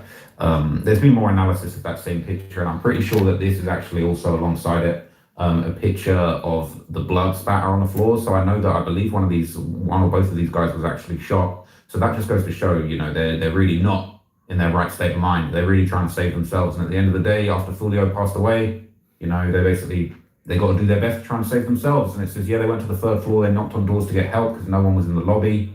And yeah, it's just really sad, man. So there's been more images coming out from the trial. They've actually got a bunch of guns that they retrieved from one of the shooter's houses or his grandmother's houses, Sean Gatherite's arsenal by the looks of it. There's a big ass rifle there, whole bunch of bullets and boxes there. So it's just ammunition on ammunition. This is really not a good look, okay? All of this is just gonna cook him. I mean, that gun closet, I've never seen anything like it, honestly. But that's looking like a gun store. For that to be in somebody's home is absolutely insane. And he's got all these clips, extended clips, magazines, stocks, price. These guys were really on some military stuff, and this really doesn't look good, okay? People saying the kill shot was a shot that he took to the chest that hit his heart as he was crawling to the back seat. Then he got hit in the back twice and hit in the liver. He had no chance, man. People are saying they thought he got hit in the head, but apparently that might not be the case. He got hit more than 3 times. We're gonna hear more from the medical examiner later on in the trial. But those are the 3 times that basically killed him in the shooting in the opening statements. So all of these, they're saying the prosecutors are staring at that gun like it was his first crush. F12, murder shouldn't be life, but also drug crime shouldn't be life either, blah, blah, blah, blah, blah. That's a long ass message, we ain't gonna read that. Yeah, this guy's from Sydney, Australia, so I don't even know what I'm looking at, but that's some serious artillery, okay? They're saying that boy might be crazy. And not only that, okay, these guys are overly cooked. They're saying these guys are baked like a chicken, man, because they got pictures of them in the supermarket, apparently in the same outfits used in the drill. Absolutely cooked, all right? They're saying he had on the same fit in the supermarket and everything. These guys are clearly not too bright in the head. They're saying that's stupid as a bitch, but in their defense, they literally thought being away from Jacksonville and being in Tampa, it wouldn't get that deep. You can just go to another city and murder people. It's not that deep, apparently. Well, they're going to find out the hard way that that's not how it works. 2025, you should know your every step will get retraced if shit hits the fan. They should have moved better than that, okay? But really, they shouldn't have moved at all. They should have left it alone, man, because now they're going to face the consequences of this, all right? They're saying if they truly believe that, then that makes them even dumber. Cameras are tracking your every move in this. cameras is tracking your every move. I mean, that's evident. Like, you ain't even gotta tell me that. We know that shit. Like, that's hey. Been a thing for a while now. These dudes are just slow. This ain't the 90s and early 2000s anymore. It's this crazy thing. If you think about it, they probably would have been better off catching him in Jacksonville. JSO might have cared less, especially if it was in his hood or something. But they're saying they knew it would have been harder. He kept escaping in Jacksonville. The element of surprise is what secured the kill, but at the cost of easily getting caught. And they're saying it's the same stance and everything. People, this guy's out, told people this was the sloppiest drill in history, and they acted like I was trim. They're saying, why is bro still wearing the belt? They're saying it's the same stance, the same look, the same everything. And yeah, he is deep fried charbroiled right now. It's very messed up. A lot of people are saying that the text messages that we covered in the previous video absolutely bury Alicia. Apparently she said in 2021 that Julio needs to die. And now you're on trial for his murder. It's really not a good look. You're trying to act like, oh, I just booked the Airbnb. I didn't have nothing to do with what's going on. It's cap. Says, how do you feel about all the text messages that were presented today? Was this a win for the state? Remember, she tried to act as if she knew nothing about Julio and the events that led up to this. Clearly, she knew everything, and they're saying that it is over for her, okay? Yeah, and they apparently have all of her cell phone, geolocation data. Everything. Like, she fucked up bad. She,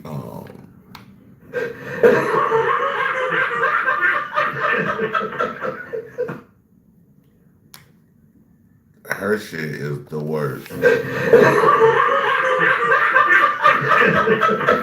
real. Okay, it says at approximately 1:40 a.m. on the date of the murder, 3 hours before the murder and less than an hour before they begin the hunt for the victim at the teaser suspect, Alicia Andrews' phone leaves the Airbnb and goes to the McDonald's at 2205 East Fletcher Ave. So it sounds like they basically, you know, she went to the McDonald's, chilled out, and they went hunting for the ops. And they got absolutely everything on her. They even got a gutter tattoo on her, man. She really getting she got a name tattoo on her neck. So they've geolocated her phone to the exact location. It is a bad look. They're all getting in the car together. Rashad Murphy in jeans consistent with the ones he was wearing when caught driving the suspect silver Cruise in Gwinnett County, Georgia, 2 days later. He ain't even changed your jeans. That's how dumb you guys are. Because they were seen at McDonald's with their faces clearly on camera. The state has evidence showing Alicia and Gutter getting out of the car at the hotel, stalking Julio before the murder. Her phone later pinged at the murder site. Then Alicia Andrews was spotted at the Airbnb with Gutter's name tattooed on her. That's such a bad look. Not only are you hopping in the car with the killers, you got the killer's name tattooed on you. That's just embarrassing at this point. It says after she denied that his nickname was Gutter, you got it tattooed on your chest. That is just, this girl is a moron. And she deserves what's coming to her, to be honest. After that, they took a 3-hour Uber ride back to Sean's house where they were seen unloading the same bags from the car. The interrogation room, Alicia denied knowing Sean, which was a lie. Davion was then seen driving the car involved in the murder 2 days later in Atlanta, wearing the same jeans. Moron. Okay, absolute moron. He got arrested in the murder vehicle. Davion was then seen driving the car involved in the murder 2 days later in Atlanta, wearing the same jeans. Moron. Okay, absolute moron. He got arrested in the murder vehicle. Didn't burn the car. Didn't get rid of the car. No, just going to drive it around in the same jeans. They might need to change their clothes. Okay. And so basically people are now saying the prosecutor should get a standing ovation for how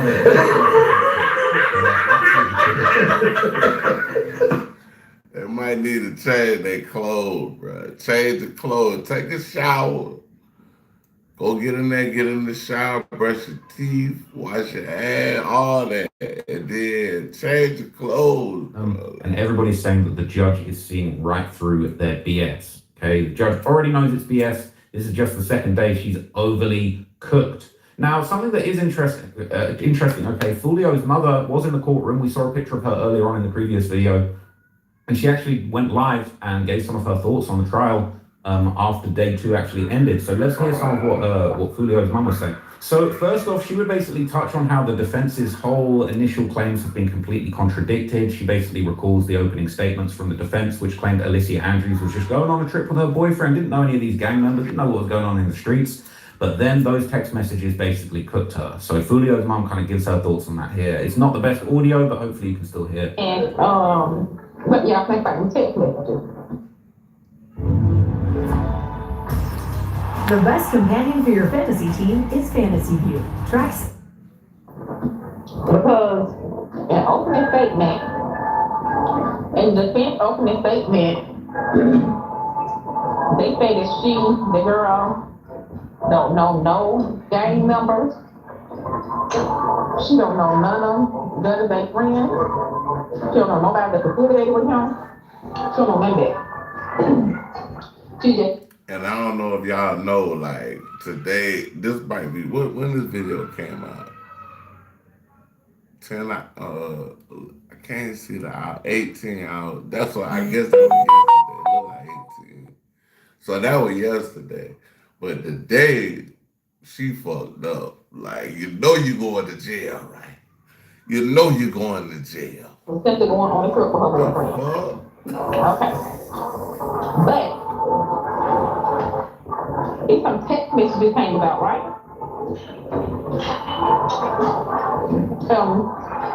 Her attorney want them text messages to be brought up in court. They got the motion right there to not bring the text messages forward. One of her attorneys was like, well, she don't see no, she is irrelevant. So the judge was like, but how is it irrelevant when during opening statement, the counterpart said that she don't know none of these people or whatever. Anyway, to make a long story short, we was able to get the text messages out there. So the text messages is her and her friend, her best friend, that been knowing her relationship with Judge Bay, the boyfriend, stated that she done took over, they done met a couple of times at her doctor. Since they got off relationship, let's get into it. So the message, one of it ain't worry about this, I'm break it down. One of the text messages said, yeah, basically, I don't like who your ass. He a troll, he always talking about people. I put a Bible on his head, and I want him dead. Right, so the reason why this is interesting, right, is she's basically explaining that the defense said, look, we don't want these text messages included, they're not relevant. And the judge says, what do you mean they're not relevant? Your whole defense, your whole opening statement was that she didn't know what was going on in the street. How can that be, bro? What are you talking about? Come to find out, she's got the gang member that did this tattooed on her chest. Come to find out, in 2021, she's texting for... Like, bro, for real. Like, how the hell can you exclude that when that is some shit that's evidence that's a part of your case? Talk about, I want him dead. I hate Fulio. So... you know, Fulio's mother was probably very, very happy to hear that popping off in the courtroom, right? And so basically, she also was talking, as we already covered in the previous video, she was also talking about other people that had been killed. She knew about who had been killed. She knew about the get back. She knew about what had been going on in each side of the gang war. And those text messages were very damning. That was a long shot thinking that you weren't going to get those included. But let's hear what else you have to say about it. She talked about Kiana Buller, young age. She talked about J. God. She talked about rest in peace, was killed at Ryan High School. They talked about him. They talked about they kept going back and forth talking about all these people. They talked about Tyrese K40. But hey, your lawyer, your attorney just said that you don't know none of these people. None. She's cooking her, man. She's saying, honey, your lawyer just said you didn't know none of these people. Now you in text messages talking about the whole gang war. You in text messages talking like it's a whole Deadly War of Jacksonville video like I did 4 years ago. You know what I'm saying? Like, she knows everything that's going on. None of these people at all. But you do know these people. She had all the teeth about who did this, did that. So she's saying she had all the tea. She was gossiping about who killed who, how she wanted Fulio dead. And it absolutely provides a motive. Damn it. She talked about people who got killed and everything. So, hey, DeAndre Brown. So she knew the tea. She said, I want him dead. That's in like 2021 or something like that. But she don't know these people now. She don't know them. She ain't never seen folks. She ain't never heard of them. It's so true, man. She just puts it into words so eloquently, man. She's saying, look, she's talking about she wants them dead. She knows all the people that died. But now she wants to come to court and talk about, I don't know these people. I've never heard of these people. Right, you got gang members tattooed on your chest. What the hell are you talking about? I was saying, you know, the text messages show that they were a lie. They were blatantly a lie. You got gang members tatted on your chest. What are you talking about? So that's why I asked y'all what y'all think about that. Then I want to know what y'all think about, what's up, Mom? I want to know what y'all think about Sean Gaffney's grandmama. Granny got that one thing about grandmama. They love their son thing. They love their son. Talk about they play by him at all. See if I can hold this up. So she's about to explain that Sean Gatherite's grandmother was testifying in the court and basically, you know, trying to clean up. When we see him cleaning up the car after the murder, the grandmother basically says, you know, she told him to clean the car. She wanted to, you know, she wanted to just, you know, she wanted him to clean up the car. She wanted him to have a pressure washing bitch, like all this crazy stuff that don't make no sense. It's just so happened he was asking him to clean the car the day after a hit. Like, it makes no sense. And Fulio's mum's about to tear it apart. Granny said that Sean Gatherite came over there cleaning, and he said, Grandma. And she was in the garage, and she done got called out. They asked her if she remember the statement that she gave the, I guess the pet, she done got her little stores all mixed up. Say that the only reason why we seen her cleaning that car, right? Yeah, they bought my live. We seen her cleaning that car. She said she told him to clean the car because they leave all type of stuff in there and stuff like that. So he told him to clean the car. And the reason why he wanted we listen to Trap More Raws. Trap More Raws. This is video. Supposedly in the bag, that's supposed to be the pressure washing equipment. Wayday is back. Save up to 80% off everything from Wayfair's big sale starting October 26th. Hey, it's Jeff Solinsky with NAM's Custom Cycle Products, and I'm here for so mama see like exactly what's going on, you know. I'm just younger. But she's basically saying that grandma was lying through her teeth. You know, he came home from a drill, he wiped down the car, and then switched up and took her SUV. And the grandmother said, no, I ain't got nothing to do with no murder. No. I just wanted him to clean up the car because he always leaves a mess in the car and he wants to go and start a pressure washing business. So I gave him the SUV to go take it away. Absolute cap. Okay, absolute cap. So she basically goes on to say somebody put their girlfriend in this mess and another put their grandma in this mess. It's just so embarrassing. Stop the cap.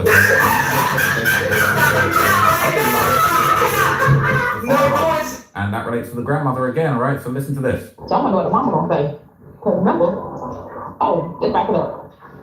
She said they asked her grandson had any firearm ammunition or anything she know of. She said no. Granny, your grandson was in a whole shootout in Mississippi and not on bar. Shot 3 people. Savage, man. You think the grandmother said that my grandson didn't have no firearms. I didn't know of him having access to any firearms. And she clapped back and said, your grandson was in a whole shootout in Mississippi and he was on bond for shooting 3 people. Ain't no way you didn't know about that. It's cap, all right? It's cap, okay? So basically, all this stuff got found at the grandma's house, all these guns. All those guns that I just showed you a minute ago, that? It's crazy. From Granny's house. Oh, come on back, Granny. So, I remember the mama was saying, in turn, all the stuff, the ammunition and all that stuff, the casings was in the safe at the mama house where he stayed.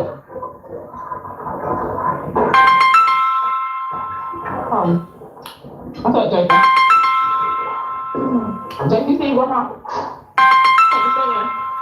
And she said, what they were saying, grandma? Yeah, I got a lot of kids around my neighborhood, but it's like, this shit like, days go by. It's the bigger love and the family. Look at that. Yeah, nah. I love when pet pictures got strong, though. What's up? Let me show y'all what I'm eating. I feel like she just said when them tech fleeces got shown, she's showing them in all the outfits, but I don't know if that's what she said exactly. Now look, she's eating a very delicious lobster dinner right now. She's probably celebrating how cooked these fools are by cooking up a lobster, man. Fair play to her. Massive respect to Fulio's mum because it's just so tragic. You know, nobody should have to go through the loss of their child. And she's a very strong woman, you know, being able to turn up at trial. And look, and no doubt that there's probably people in Jacksonville that wanted her dead too. So, you know, my utmost respect to her. I hope she gets justice that she's looking for. It's looking like she will because these guys were some of the sloppiest shooters I've ever seen in my life. And they literally got each other's names tagged on them just like absolute fools. So look, I'll keep you guys updated. I'm going to do a bigger breakdown of this, but a few things going on right now, okay? But y'all go check out Trap More Raws. That's his video. But I'm about to react to myself right quick. Let me see. What's up, y'all? Exodus 1, aka INDIGOSKEYE, aka. And I'm about to go out after this. Basically, we're about to do a video about something that happened a couple years ago, and the person finally has been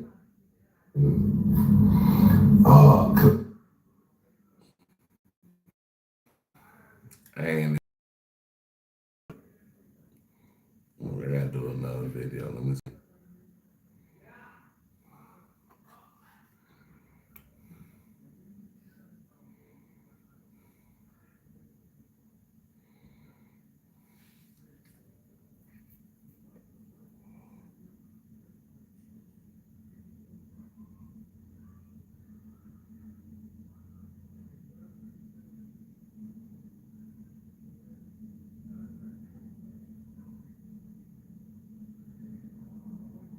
It's all happening too fast. What, you nervous about the wedding?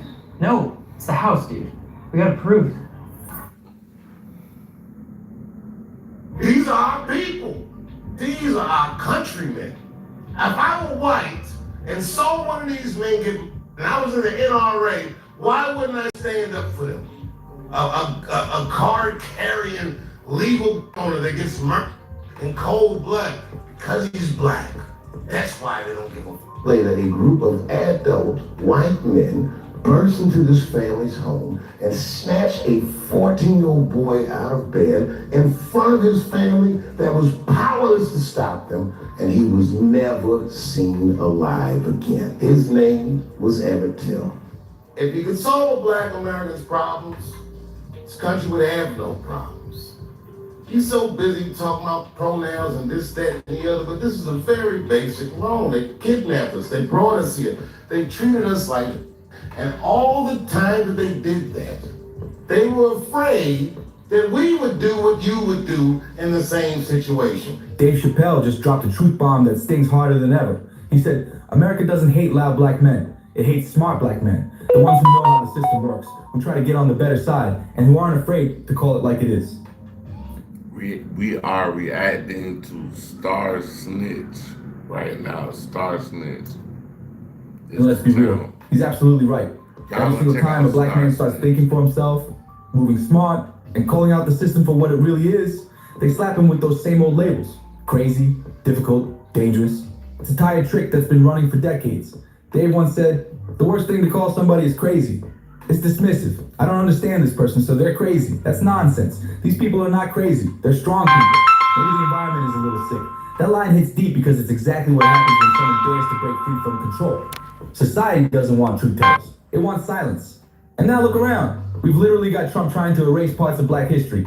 Like that order to remove the scourged back photo from a national exhibit, as if erasing the pain can rewrite the past. On the president's orders, a photograph of a beaten slave is being removed from all national parks, including Harper's Ferry National Historic Park. Called the Scourged Back, and it's also known as Whipped Peter.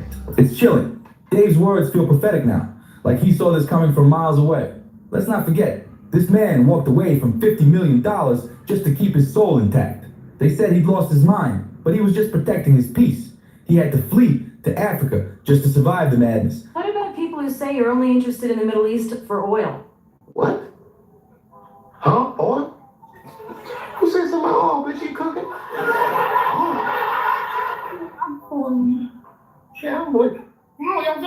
Not because he was unstable, but because the world around him was. Now we see the truth, plain as day. Dave Chappelle was never the crazy one. America just keeps breaking down every smart black man who dares to wake up and speak out. It's the same exact playbook Dave's been calling out since Chappelle's show. This image, the scourged back, was printed and distributed across the entire country, becoming one of the most powerful anti-slavery weapons of the Civil War. Called him Whipped Peter. It completely destroyed the narrative that the South was trying to push, that slavery was humane. And for thousands of Northerners who had never seen or experienced the pure brutality of slavery with their own eyes, this image made it all real. None of this is random, not even that wild Trump move.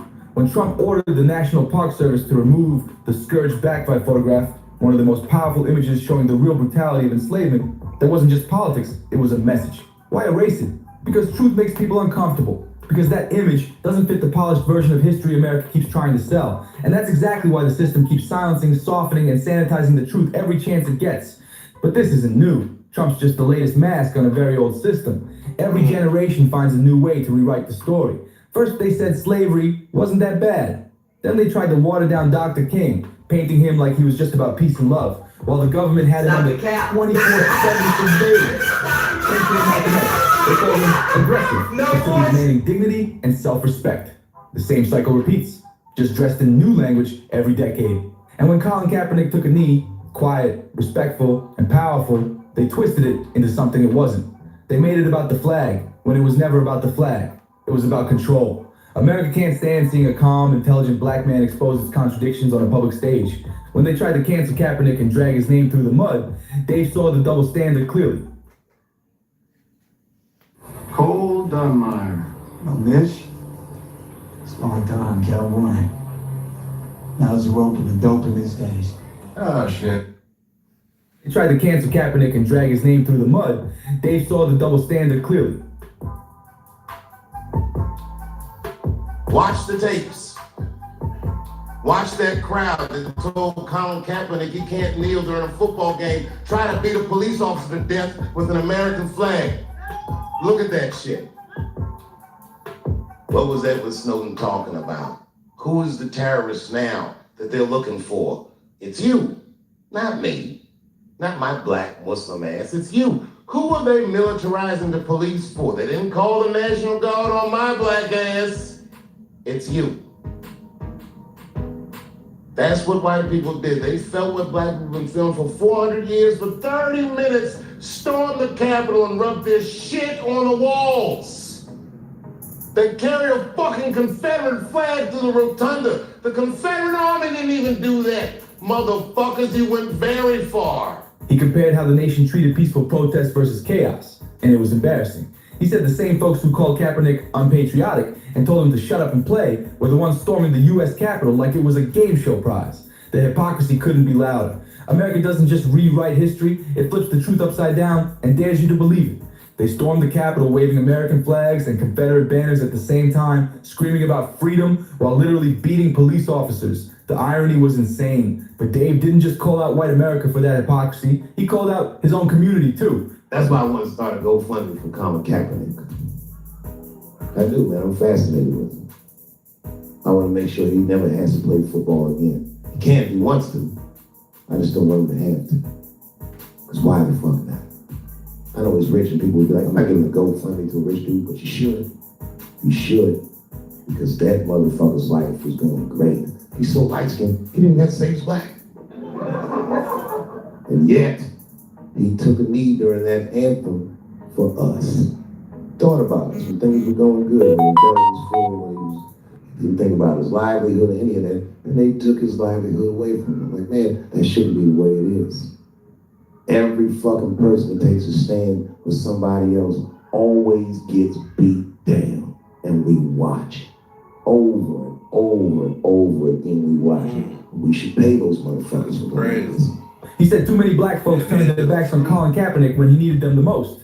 Instead of standing beside him, some people started calling him divisive or said he was doing too much. And according to Dave, that right there is part of the sickness. The mindset that punishes smart, conscious black men for daring to step out of line. It's like we've been conditioned to silence our own truth tellers before the system even has to. I thought you was my black brother. Why you asking questions like that? Fine, I'll ask you a stupid ass question. I feel like you guys keep trying to distract people when I'm focusing on other things, namely the moon. Yes, I said it, the moon. You win? You have a problem with that? You know what you should do? You should sanction me. Sanction me with your army. Oh, wait a minute. You don't have an army. I guess that means you need shut up. That's what I do if I had no army. I would shut up. That's right. And for his regime. The United States is ready, willing, and able, but hopefully this will not be necessary. That's what the United Nations is all about.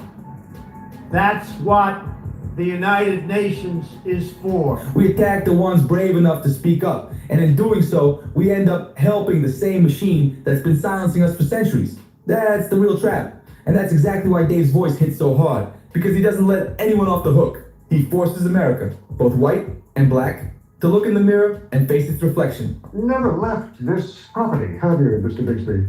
No, sir, not in many years. What if I were to tell you that you are an African American? Sir, listen, I'm going to make this clear. I'm in no way, shape, or form involved with any negative. You understand?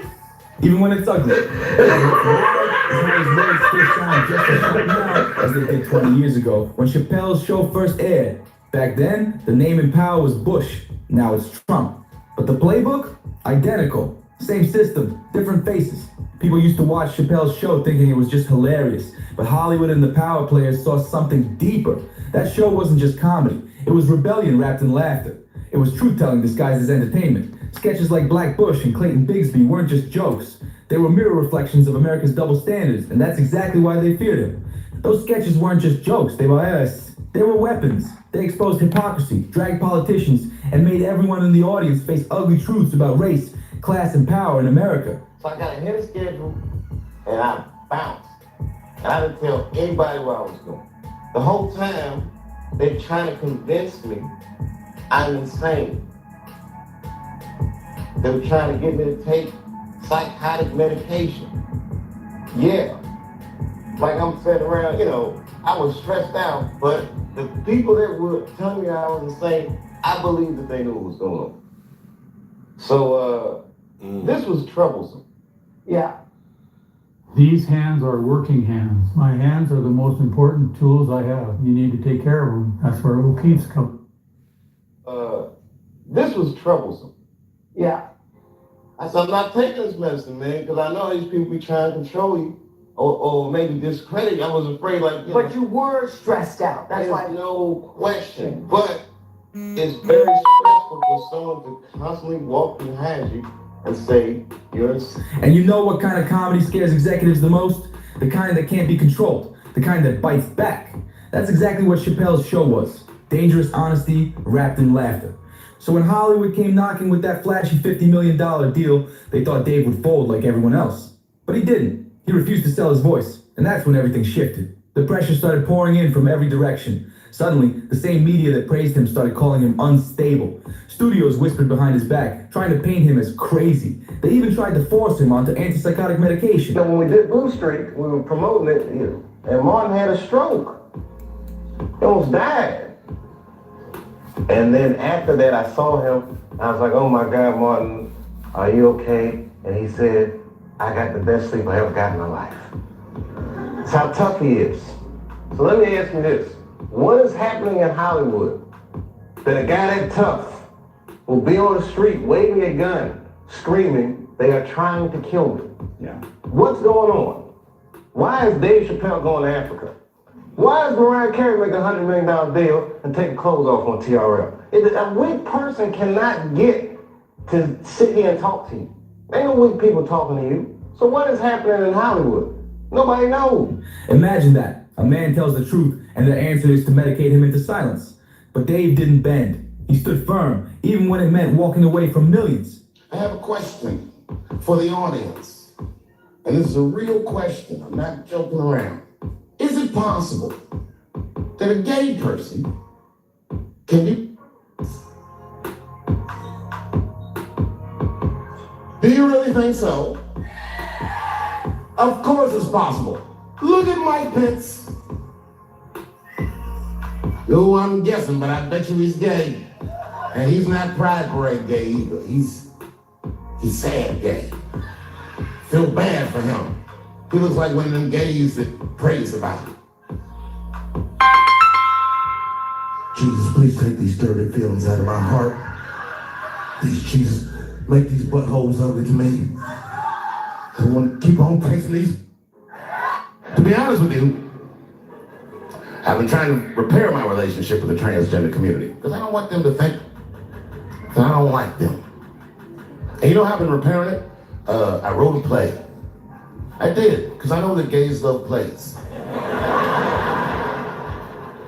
It's a very sad play, but it's moving. It's about a black transgender woman whose pronoun is sadly.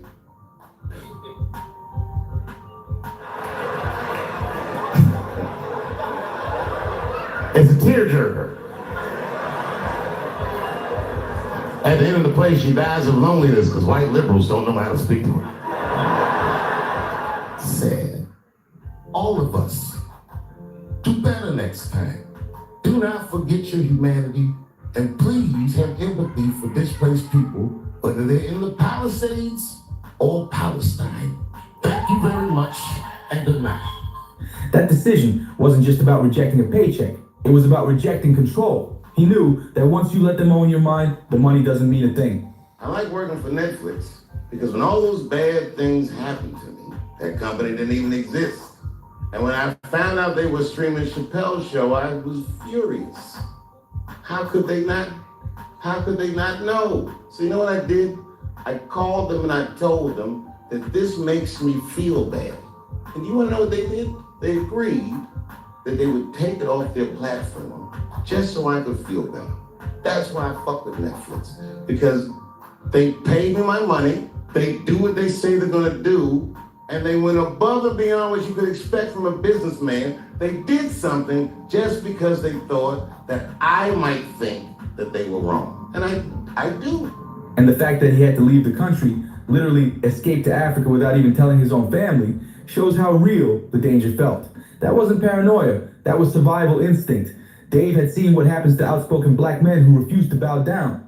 Remember when Martin Lawrence ran into the street yelling, "They're trying to kill me"? Everyone laughed, but Dave didn't. He understood exactly what that meant. Martin wasn't crazy. He was pushed to the edge by the same pressure, the same industry games, the same silent threats that break people down. So when Dave finally came back from Africa, he wasn't returning as a comedian chasing fame. I'm Team Jervis. I agree, man. Gender is a fact. You have to look at it from a woman's perspective. Look at it like this. Caitlyn Jenner, whom I've met, wonderful person. Caitlyn Jenner was voted Woman of the Year. Her first year as a woman. Ain't that something? Beat every bitch in Detroit, she's better than all of you. Never even had a period, ain't that something?